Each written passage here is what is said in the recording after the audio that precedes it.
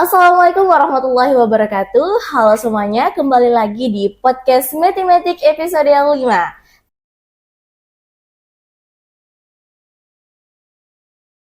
Tentunya masih dengan saya Alnisari M sebagai host kita pada kesempatan hari ini.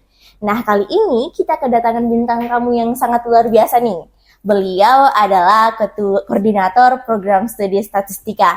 Halo Pak, apa kabar? Halo, Assalamualaikum warahmatullahi wabarakatuh. Waalaikumsalam. Alhamdulillah, baik. Alhamdulillah. Oke, jadi pada kesempatan kali ini kita akan berbincang-bincang nih dengan beliau karena kan kemarin kita sudah mengundang beberapa koordinator program studi yang ada di fakultas nih Pak ini.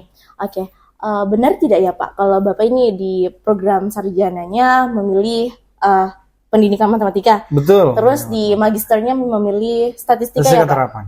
Oke. Dan sekarang alhamdulillah nih Pak diamankan sebagai koordinator program studi statistika dan mengajar juga ya Pak sebagai dosen. Ya. Oke. Sebenarnya sih Pak, apa yang membuat Bapak tertarik untuk mengajar atau berkarir di bidang statistika ini Pak? Ya. Oke. Bismillahirrahmanirrahim. Assalamualaikum warahmatullahi wabarakatuh. Baik, terima kasih banyak ya Alnisari sudah mengundang saya di podcastnya Himatika ya. Dulu saya juga berorganisasi di Himatika. Dulu itu kebetulan di UNM Himatika juga namanya, Himpunan Mahasiswa Pendidikan Matematika. Dalamnya ada program studi dari mahasiswa dari program studi matematika dan mahasiswa dari program studi pendidikan matematika. Dia satu jurusan. Saya sempat di sana diminta menjadi ketua bidang 1 gitu, keilmuan ya. Nah, jadi relate lah sama Himatika kalau saya ya. Masih walaupun beda universitas nggak ada masalah ya. Oke. Kemudian saya cerita dulu ya. Tadi ditanya kenapa kok tertarik untuk berkarir di statistika ya. Ya. Saya backgroundnya tadi seperti yang dibilang Alnisari itu dari pendidikan matematika ya satunya ya. Nah, awalnya saya memang cita-cita jadi guru. Karena waktu itu orang tua mengarahkan. Orang tua saya guru ya, dua-duanya guru. Mama saya guru matematika. Nah, makanya saya diarahkan ke situ. Bapak saya guru olahraga waktu itu. Saya diarahkan ke matematika. Tapi ibu saya itu Unhas dulu, Unhas. Jadi Unhas, kemudian ambil SIM untuk mengajar, akta 4 dulu istilahnya ya, akta 4. Kemudian jadilah guru. Nah, kalau di UNM kan dulu itu IKIP namanya dulu, IKIP Ujung Pandang. Kalau sudah ambil jurusan pendidikan matematika, sudah include dengan akta 4-nya ya, untuk mengajar. Sekarang akta 4 itu sudah tidak terlalu diperhatikan lagi. Nah, itulah yang membuat saya switch dari pendidikan matematika ke ilmu terapan atau ilmu sains terapan, yaitu statistika terapan. Kenapa? Karena, maaf nih, untuk menjadi guru harus nambah 1 tahun. Saya pikir-pikir, kalau begitu saya switch aja deh, ya. Mungkin tambah 1 tahun, bukan 1 tahun dulu ya, kalau nggak salah itu waktu zaman saya 2014 lulus itu diminta untuk pertama ikut namanya SM3T, sarjana mengajar di wilayah terluar, terdepan, terpencil kalau nggak salah ya, 1 tahun itu, 1 tahun. Habis itu langsung disuruh lagi PPG kalau nggak salah ya namanya, sekarang juga kayaknya masih PPG. Program profesi guru. Nah, itulah yang sekarang menggantikan akta 4 ya. Akta 4. Nah, berarti butuh berapa tahun tuh? Kalau 4 tahun sudah sampai S1, SM3T sama PPG berapa? Kira-kira 6 tahun ya. Lah ya, Pak. Saya 2 tahun itu saya manfaatkan untuk melaksanakan atau menempuh pendidikan S2. Nah, sehingga saya pikir mending saya S2 aja ya. Tapi switch ke statistika terapan. Nah, ternyata setelah setelah di statistika, ternyata asik nih statistika. Asik statistika. Saya sebelum jadi dosen di sini, saya dulu sempat jadi data analis di perusahaan multinasional ya, multinasional. Namanya bisa searching, namanya PT Pama Persada Nusantara. Bergerak di bidang kontraktor pertambangan batu bara. Ya. Jadi di sana kita bekerja, tujuannya adalah mendapatkan batu bara yang dari dalam tanah itu. Ya. Jadi mulai dari clearing itu penebangan pohon, ya, penebangan pohon, kemudian pengerukan tanah, kan ada lapisan tanah itu banyak, ada tanah yang di atas itu tanah subsoil, ya, untuk yang bisa menumbuhkan tanaman, itu dikeruk dulu, habis itu di bawahnya lagi ternyata batu itu dibor, terus diledakkan. Nah, ini Kalimantan itu gitu ya, diledakkan terus dibuang batu-batunya itu, di bawahnya lagi baru ada lapisan batu bara. Nah, kerjaan saya dulu gitu, bagaimana caranya untuk menganalisis performance pekerjaan ini, ya. Bagaimana caranya supaya efisien, ya, supaya perusahaan dapat untung. Ya, gitu. Jadi data analis itu bukan cuman di BPS ya kerjanya ya, tapi di mana-mana, sektor manapun saya rasa ada. Karena dari situ saya semakin senang nih untuk berkarir. Saya coba manfaatkan ijazah S2 saya dan apply CPNS di Unsulbar, dosen statistika, dan alhamdulillah diterima. Jadi cuma 4,5 tahun saya di perusahaan. Kan sekarang ini Bapak sudah menggelut nih Pak di statistika sudah bertahun-tahun lamanya Pak, sudah menjadi seorang kaprodi dan menjadi seorang dosen juga. Boleh kepo tidak Pak, sebenarnya adakah tokoh atau peristiwa dalam karir Bapak yang sangat menginspirasi dalam perjalanan belajar atau menjadi pengajar di statistika? Iya, sebenarnya tokoh yang sangat menginspirasi banyak ya. Termasuk yang pertama adalah kalau orang bilang mungkin Bapak Statistiknya Indonesia, itu namanya Profesor Abdul Haris Nasution, ya. Dia dulu rektor pertamanya IPB. Nah, itu salah satu, ya. Tentang IPB, dia dari statistika. Terus yang dosen saya juga, ya, dosen saya. Sekarang sudah prof juga, alhamdulillah. Namanya Profesor Suwardi Anas.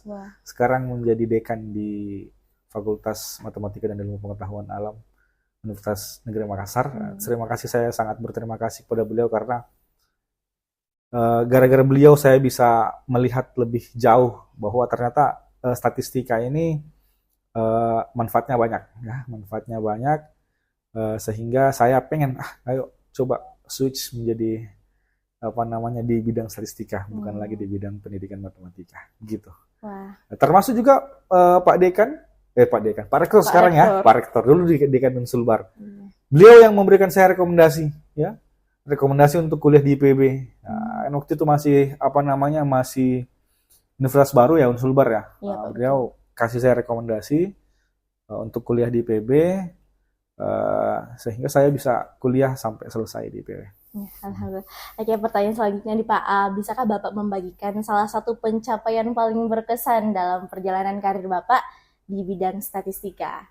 Ya, kalau klise, maksudnya klise-klisenya pasti orang bilang bagaimana caranya defense tesis toh, mempertahankan tesis di depan penguji kan, itu kan paling sampai sekarang ya kan masih tesis, saya belum S3, jadi kalau yang jawaban klisenya adalah saya bisa mempertahankan tesis statistik saya di depan penguji-penguji.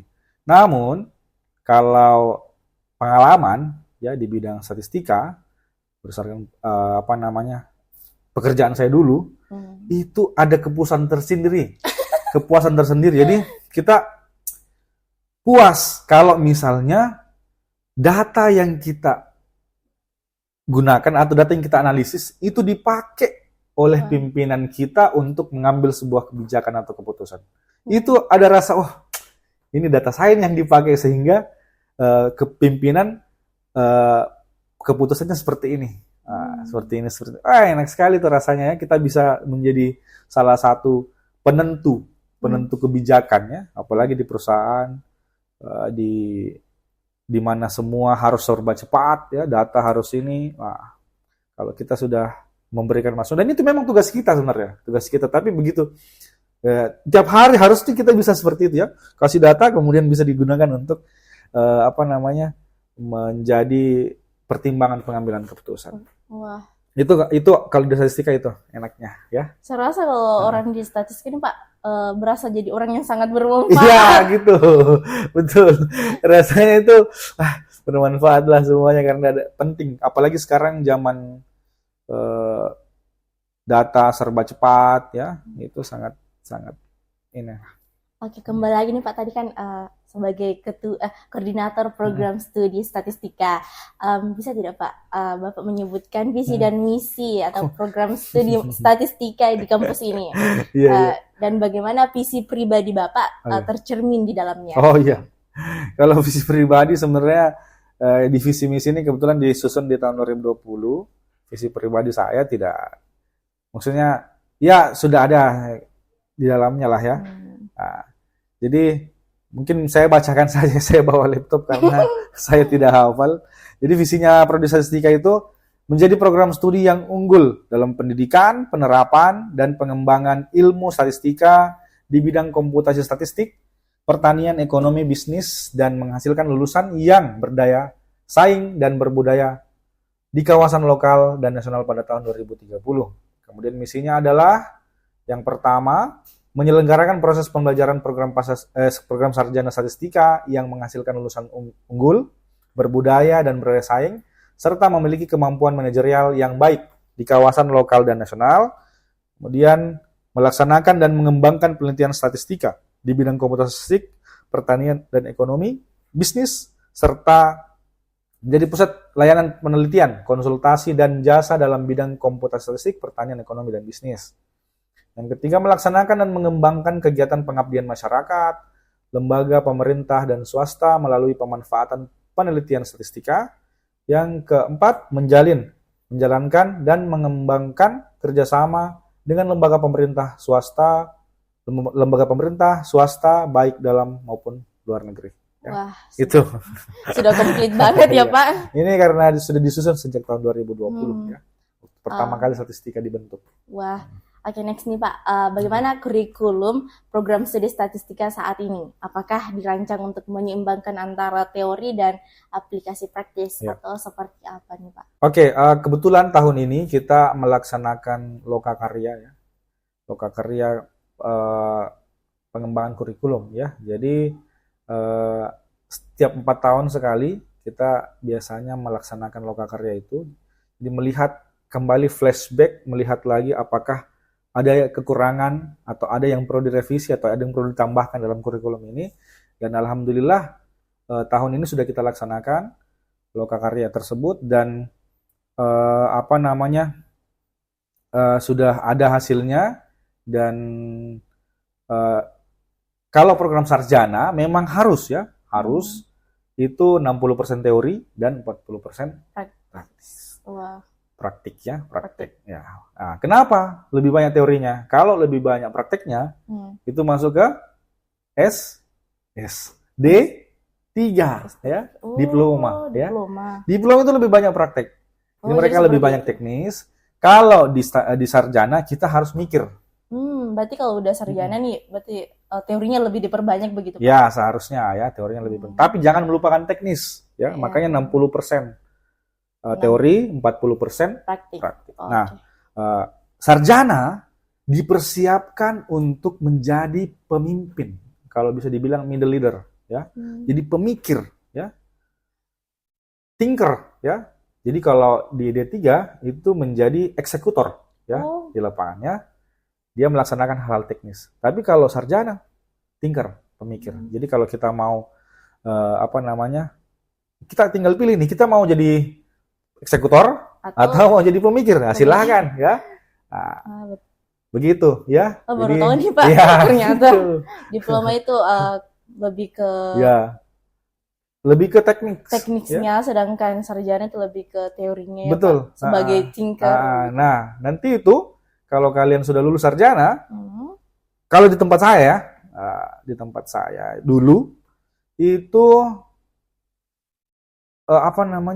jenjang karirnya itu sarjana itu lebih cepat, ya?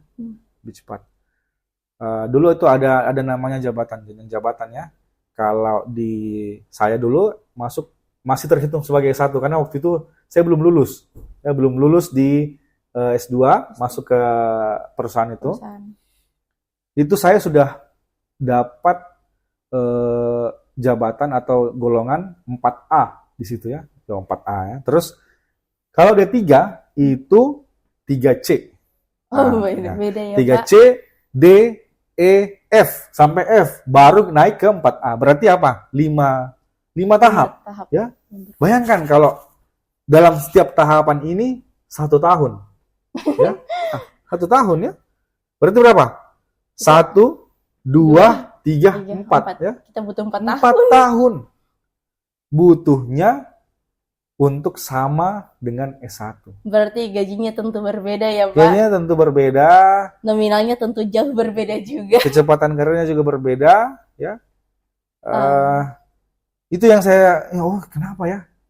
Berarti beruntung sekali. Jadi beruntunglah Anda mahasiswa semua yang masuk di program studi sarjana, apalagi matematika dan statistika, karena kalian sudah curi start duluan. Selisih kuliah kita dengan D3 itu cuma 1 tahun kan? D3 itu 3 tahun. S1 4 tahun.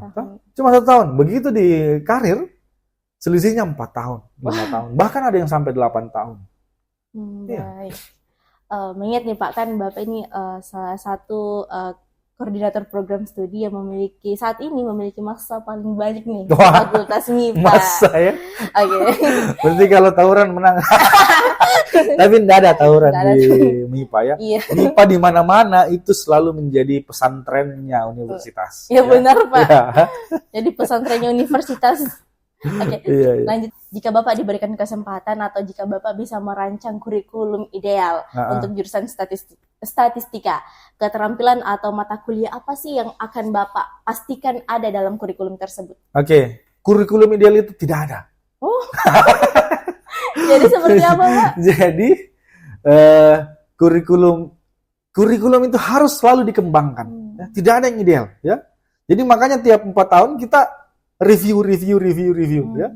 Karena perkembangan zaman berubah, ya, kurikulum juga harus berubah, harus mengikut ya. Jangan sampai kurikulum kita terlalu ketinggalan zaman. Yaitu tidak ada orang nanti mau masuk ke prodi tersebut. Jadi setiap prodi statistika yang ada di Indonesia ini, bahkan mungkin di dunia ini, memiliki ciri khas masing-masing ya. Ciri khas masing-masing. Kalau kita di Unsul Bar itu lebih menekankan kepada statistika pertanian, ekonomi, bisnis dan sebagainya ya. Nah, mungkin di tempat lain ada yang fokusnya ke biostatistika dan mungkin data science dan sebagainya ya. Nah, itu tapi yang tidak bisa kita elakkan bahwa zaman terus berkembang ya, sehingga kurikulum juga harus selalu bisa sesuai, diimprove ya, dikembangkan.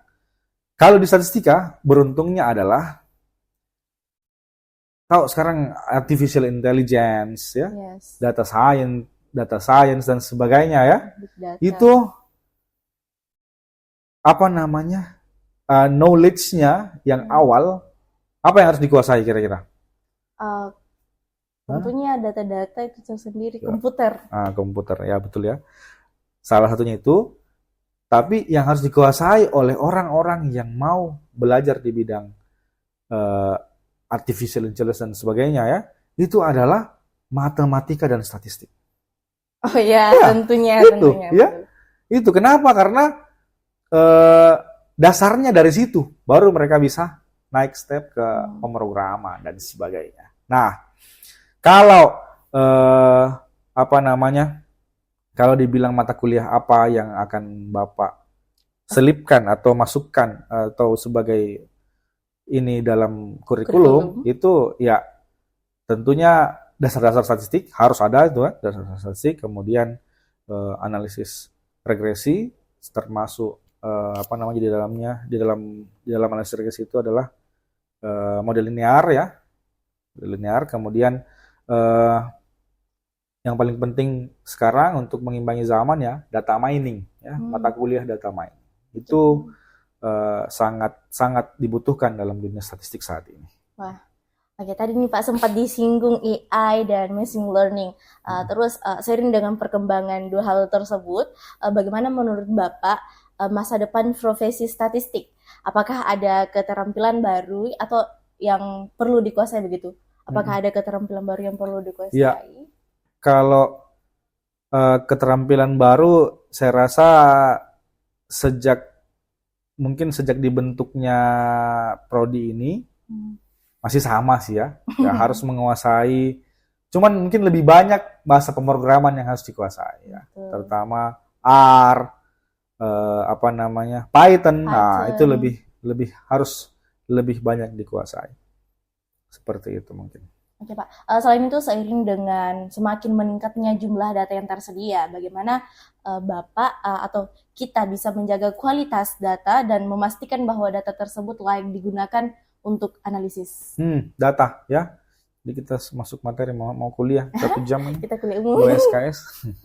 Ya, data itu banyak sekali, apalagi sekarang zamannya big data ya. Sudah banyak sekali data yang ada di sekitar kita bahkan ya, statistik sendiri kalau kita bahkan nonton bola kalian bisa langsung di aplikasi live score itu kan, kalian bisa langsung lihat cek statistiknya seperti apa. Penguasaan bola sekian, ini sekian, itu semuanya kecerdasan buat machine learning semua itu ya. Jadi mereka kalau sudah sentuh pemain lawan sentuh ini, pemain A sentuh ini, tim A sentuh ini, bolanya bisa dimasukkan sebagai penguasaan bolanya si tim A, kemudian si tim B gitu kan. Jadi sudah serba cepat, sudah statistik itu sudah sangat ini. Nah, untuk menjaga kualitasnya sebenarnya kalau data semakin banyak itu harus ada proses ya, memang ya.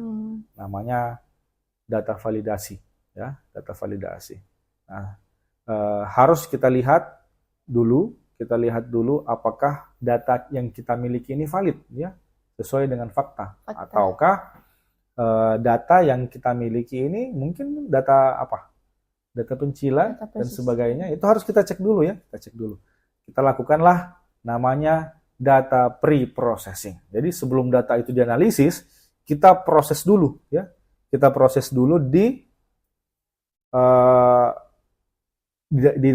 data processing ini macam-macam, ada cleaning data, ada training dan sebagainya, mungkin banyak sekali istilahnya ya. Ya Pak, saya juga bingung ini berhubung saya dari matematika dan belum pernah belajar seperti itu. Lanjut nih Pak, mungkin ya, bagaimana sih Pak statistika membantu kita memahami bias dalam data begitu, dan apa dampaknya terhadap keputusan yang diambil berdasarkan data tersebut? Kita lanjut ke ini Pak. Sama sebenarnya tadi ya. Tadi apa tadi pertanyaannya itu? Tadi pertanyaannya data ya, iya sama. Itu bias dalam data itu data yang sebenarnya bukan merupakan faktanya ya. Jadi banyak, tidak semua kita harus ambil data itu ya. Jadi tidak semua kita bisa langsung analisa. Jadi kita lakukan dulu apa tadi? Pemvalidasian data. Validasi data, prosesnya masuk ke lagi cleaning dan sebagainya, itu masuk dalam proses yang namanya data pre-processing. Nah, kalau data bias ini tetap kita masukkan dalam analisis, maka mungkin keputusan yang akan diambil oleh pimpinan kita ya, manajer di atas, ya akan keliru ya. Ya, contohnya kalau data yang kita ambil itu bias, misalnya ya, kalau di tempat saya dulu, kita sudah dapat datanya. Ternyata ini kan masalah dulu saya truk ya, performance mobil truk, kemudian ekskavator itu ya, di pertambangan kan gitu kan. Nah, kalau kita menyebut bahwa kita dapat datanya, ternyata kita cek, ternyata rata-rata atau kecepatan kecepatan mobil truk ini itu masih stabil atau masih bagus. Misalnya dia di 70 km per jam ya. Kencang sekali ya, misalnya kencang. Makanya tidak boleh masuk mobil lain selain mobil pertambangan. Jadi tidak boleh di jalan umum, apalagi besar bannya itu hampir 3 meter tingginya. Wah. Hampir 3 meter. Jadi kalau nginjek mobil Avanza itu tidak terasa sama drivernya, ya. Tidak terasa. Kita mencatatkan, data kita mencatatkan bahwa kecepatan masih oke. Tapi produksi berkurang. Kenapa ya? Kenapa? Apa? Kenapa? Itu selalu ada tanda tanya. Kenapa kok? Ini apakah masalah di ekskavator? Kita cek lagi toh, kita cek lagi di ekskavator gimana? Berapa kali passing? Masukkan ke ke dump truck itu berapa kali? Kalau masih normal juga, lo kok bisa ya? Nah, begitu kita cek lagi datanya, ternyata ada data kecepatan, misalnya kecepatan dump truck itu yang pencilan. Jadi dia tinggi sekali, ya, tinggi sekali.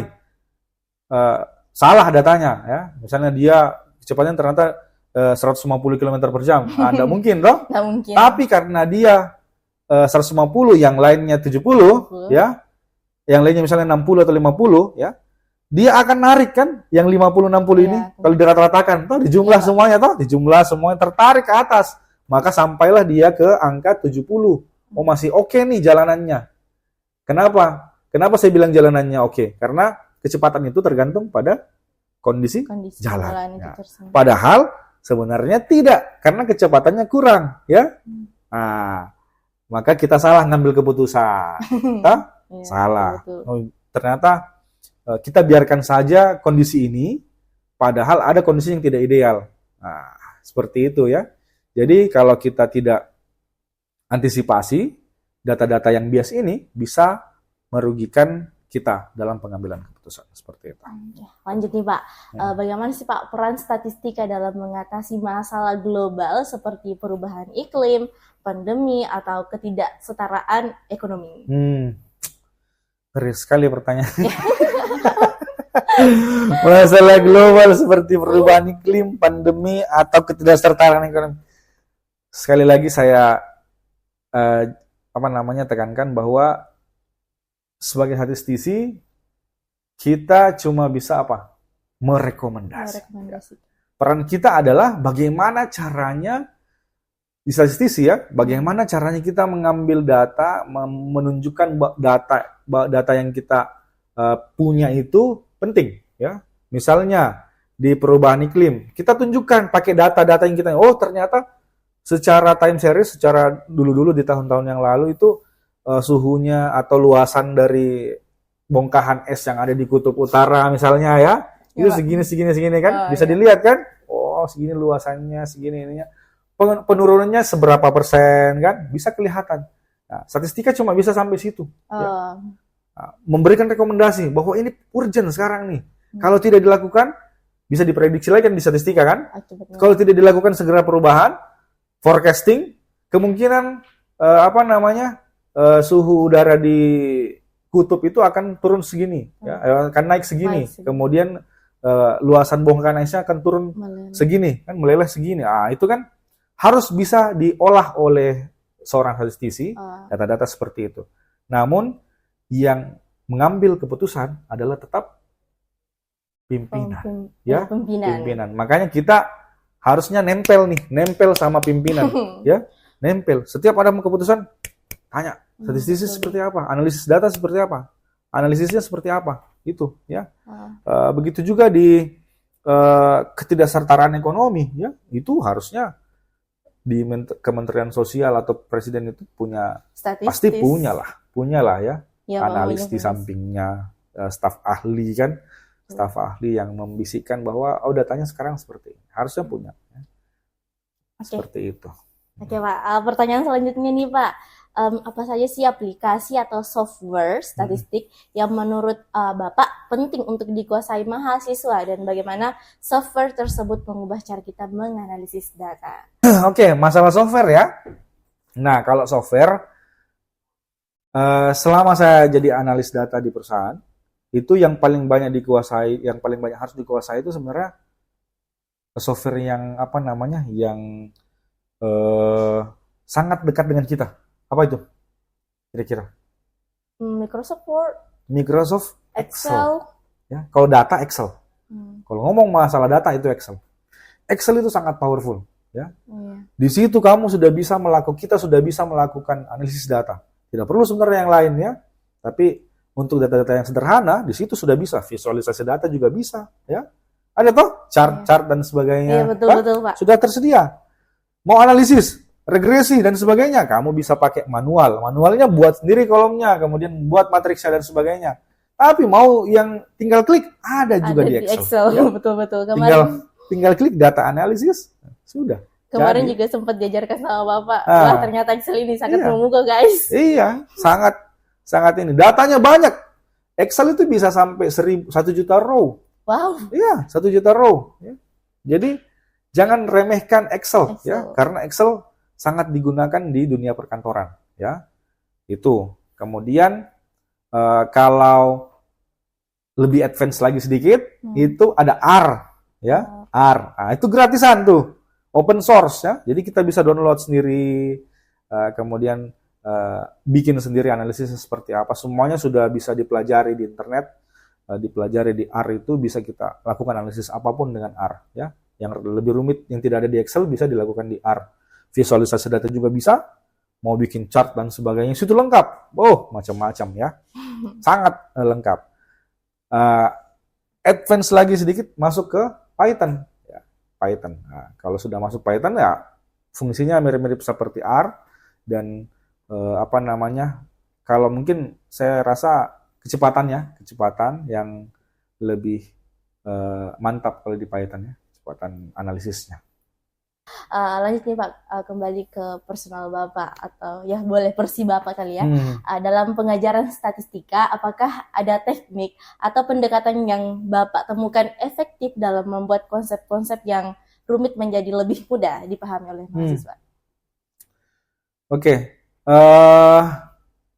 Kebetulan karena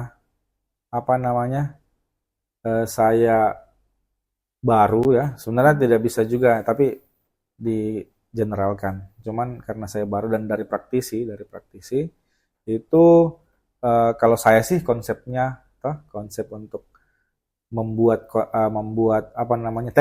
teknik untuk membuat konsep itu lebih mudah, berikan contoh real dalam dunia nyata ya, sehingga mereka bisa berpikir, oh ini sebenarnya konsepnya seperti ini. Rata-rata itu bagaimana sih rata-rata itu? Coba ambil misalnya buat sesuatu yang ambilkan contoh yang ini ya, mungkin dengan kelereng saja bisa itu kan. Dengan kelereng, rata-rata sebenarnya. Ini ada kelereng dikumpulkan 10, kemudian ada tiga tempat ya. 10, 2, 3. Nah, bagaimana konsep data pencilan itu ya terjadi ya, mempengaruhi bias ya yang terjadi pada data. Itu bisa kan? Begitu dirata-ratakan menjadi berapa tuh ya? 15 dibagi 3 jadi 5 kan? Nah, padahal ini 2, 3, 10 ya. 2, 3, 10 kan? Betul juga sih Pak. Karena saya sebagai mahasiswa nih Pak, terkadang hanya teori kita tidak bisa membayangkan di dunia nyata betul. Bagaimana? Jadi pusing sendiri. Ya itu. Jadi berikan contoh kasus atau konsep secara real nyata sehingga bisa dicerna oleh berikan contoh nyata yang real sehingga bisa dicerna oleh mahasiswa. Nah, saat ini ada program praktisi mengajar ya, Kami di Prodi Statistika mengambil bagian dari situ dan semester lalu sudah dapat praktisi dan bisa bisa membuat konsep-konsep yang sebelumnya susah menjadi lebih mudah karena mereka sudah praktisi itu menggunakan teknik-teknik misalnya regresi dan sebagainya kan. Jadi sangat baik ini sebenarnya program dari Kementerian Pendidikan. Oke, next nih Pak. Apakah program studi statistika memiliki kerjasama dalam industri atau institusi penelitian yang mendukung pengembangan mahasiswa? Oke.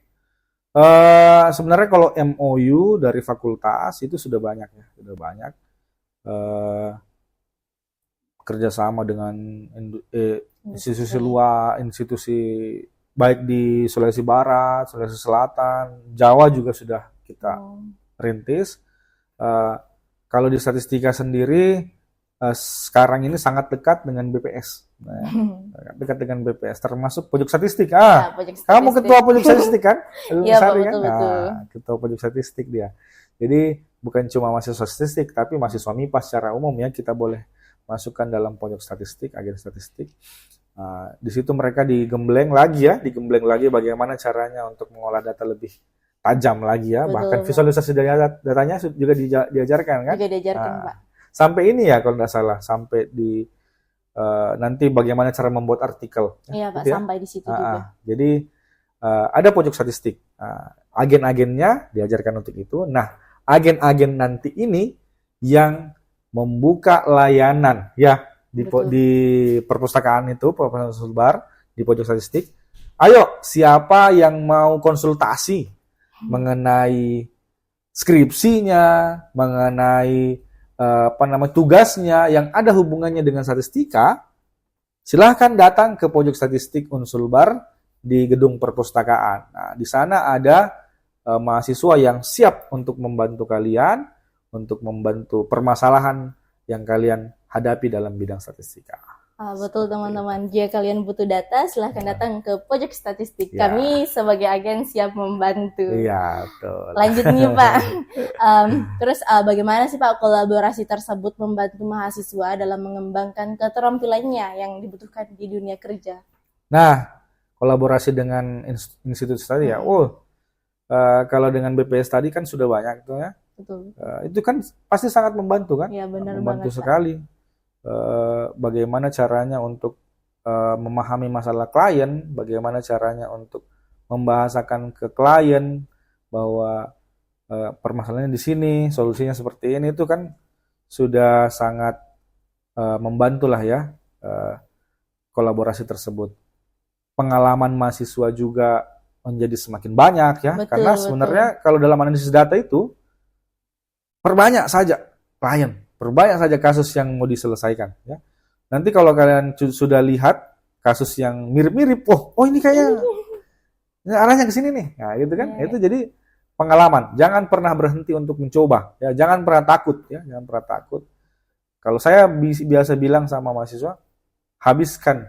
Nah, itu quotes dari apa ya? Quotes dari Pak mantan Menteri BUMN kalau nggak salah dulu, itu Pak Dahlan Iskan ya. Dia selalu bilang, habiskan jatah gagalmu. Selagi masih muda, toh. Betul, Kalau betul. masih muda, habiskan jatah. Jadi konsepnya toh kita tuh masing-masing orang itu punya jatah gagal ya. Sekian, misalnya saya punya jatah gagal 100 ya. Ya. 100 misalnya. Habiskan pada saat masih muda. Gagal sampai 100 kali. Nanti setelah 100 kali itu berhasil. Betul. Gitu ya. Jadi habiskan semuanya sampai 100. Nanti kalau sudah selesai 100 itu akan berhasil terus insya Allah ya. Gitu. Tapi kita tidak tahu sampai berapa batas jatah gagal kita kan, nggak tahu. Tapi yang jelasnya kita intinya jangan pernah berhenti untuk mencoba. Ya. Ya, intinya jangan takut gagal juga teman-teman. Jangan takut gagal. Oke, lanjut nih Pak. Apa saja sih Pak peluang karir yang tersedia bagi lulusan program studi statistika? Oke. Wah, saya rasa banyak banget. Pak. Banyak banget ya. Dunia industri, dunia pendidikan, dunia kesehatan itu semua butuh analisis data, ya. Jadi jangan takut kalau kalian sudah menjadi mahasiswa statistika, keluarnya mau jadi apa? Jangan takut ya. Apalagi pemerintah kita punya badan tersendiri ya untuk mengurusi masalah statistik ya. Ada namanya Badan Pusat Statistik. Pasti kalian akan terserap di situ, kemudian di industri. Apalagi sekarang nih. Sampai-sampai tahu nggak majalah Business Harvard Magazine. Kayaknya tahun 2020-an lalu lah mengeluarkan statement bahwa salah satu pekerjaan terseksi yang akan banyak digandrungi oleh millennials atau orang-orang itu adalah data scientist ya. Data science atau bergerak di bidang data lah ya. Itu adalah salah satu pekerjaan yang paling diminati nanti. Kenapa? Karena look around, bahwa lihatlah dunia ini bahwa sekarang Data itu sudah tersebar di mana-mana, sudah banyak sekali bisa orang mengumpulkan data dan butuh orang yang bisa menganalisis data tersebut, ya. Dan disitulah peran kita sebagai lulusan statistika nantinya. Jadi akan sangat banyak, ya, sangat banyak data scientist, statistisi, macam-macam, kemudian sampai dengan riset pemasaran, staf riset pemasaran juga kita bisa jadi. Adapun nanti ketika kalian sudah jadi alumni, kemudian ternyata memilih bekerja di bidang lain, misalnya guru dan sebagainya, itu kan itu adalah salah satu bonus plus, ya, buat kalian bahwa punya pengetahuan statistika. Dan jangan salah, ya, sekarang banyak orang-orang di industri, ya, kerja di perusahaan sudah lama, sekian puluhan tahun, kemudian memilih untuk switch karir, pindah karirnya menjadi apa? Data scientist, data analis. Itu dengan melakukan apa? Kursus-kursus biasanya, ya. Jadi mereka berani bayar sampai puluhan juta. Jadi kemarin saya pernah ikut suatu program short course yang 1 malam, 1,5 jam, ya. Dia menawarkan pendidikan untuk bisa menjadi data analis, data scientist, ya. Itu selama 6 bulan. Selama 6 bulan pelajari itu, tapi bayar. Bayar 25 juta. Waduh. Bayar 25 juta, kalian bisa diajarkan selama 6 bulan, kemudian menjadi data scientist. Orang statistika tidak perlu, kan, seperti itu. Orang matematika tidak perlu seperti itu, karena sudah punya dasar untuk itu. Jadi kita tinggal apply saja ke sana. Karena memang sekarang saya bilang tadi, majalah bisnis Harvard saja sudah bilang, ya, bahwa data scientist itu, data analis itu menjadi pekerjaan terseksi nanti di dunia. Ya. Betul. Jadi teman-teman yang sudah memilih atau sudah memilih program studi statistika, jangan pernah merasa bahwa kalian, saya salah jurusan nih. Tidak kok, guys.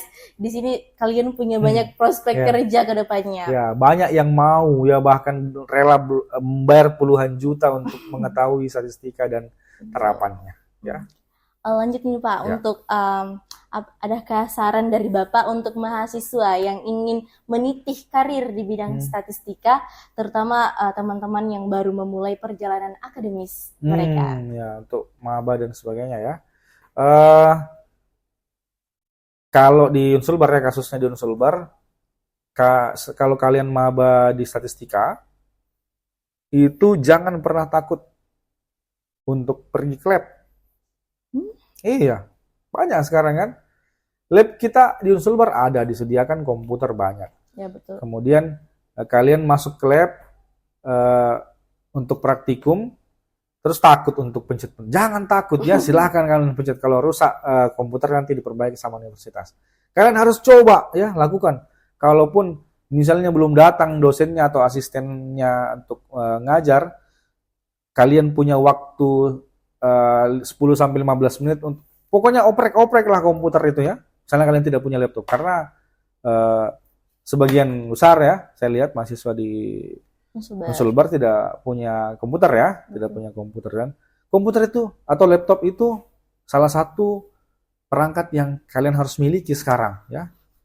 Usahakan untuk bisa punya itu. Tapi kalau tidak punya juga, Unsulbar sudah menyediakan komputer, ya.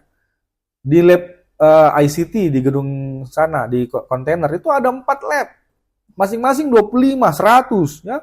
Di gedung lab terpadu itu ada JIS, ada UTBK 1, 2, 3. Kalau semuanya 30 komputer berarti 120, ya. Betul. Berapa? 120 tambah 100 berapa tuh? 220 sudah banyak sekali, ya. Kalian boleh pakai semua itu, jangan takut, ya. Kalian harus kuasai yang namanya Excel, R, dan Python, supaya kalian bisa keluar dan digunakan oleh dunia industri, ya. Tingkatkan kemampuan komputasinya, jangan takut salah, ya. Betul, Pak. Oke, terakhir nih, Pak, di menit-menit terakhir podcast kita ini, Bisakah Bapak menyampaikan pesan khusus kepada teman-teman atau pemirsa yang setia menonton podcast matematika ini? Pesan yang saya ingin sampaikan kepada penonton podcast Himatika, yang pertama untuk mahasiswa mungkin ya, jangan takut salah, jangan pernah menyerah, kemudian habiskan jatah gagalmu tadi ya yang saya sudah jelaskan, kemudian berorganisasilah, terakhir ya, berorganisasilah. Kenapa? Karena kalian mungkin bisa punya keilmuan tentang statistika, matematika, komputasi dan sebagainya, tapi ketika kalian tidak berorganisasi ya, atau tidak punya link dan sebagainya, itu kan akan link itu menambah nilai plus bagi kalian. Organisasi akan menambah nilai plus bagi kalian. Soft skill mungkin tidak Anda dapatkan di perkuliahan, bisa kita dapatkan di organisasi ya. Saya dari SMP sampai kuliah 2 bahkan ya, selalu ikut organisasi. Nggak bisa enggak. Karena ketika orang sudah senang di organisasi, pasti kenapa nih saya enggak organisasi ini ya? Harusnya di jenjang selanjutnya saya harus organisasi terus ya, organisasi. Sampai jadi dosen pun harusnya ada organisasinya juga. Kita juga ada organisasi, namanya organisasi forum, kalau di statistika forum pendidikan tinggi statistika dan sebagainya, forum dosen statistika ya.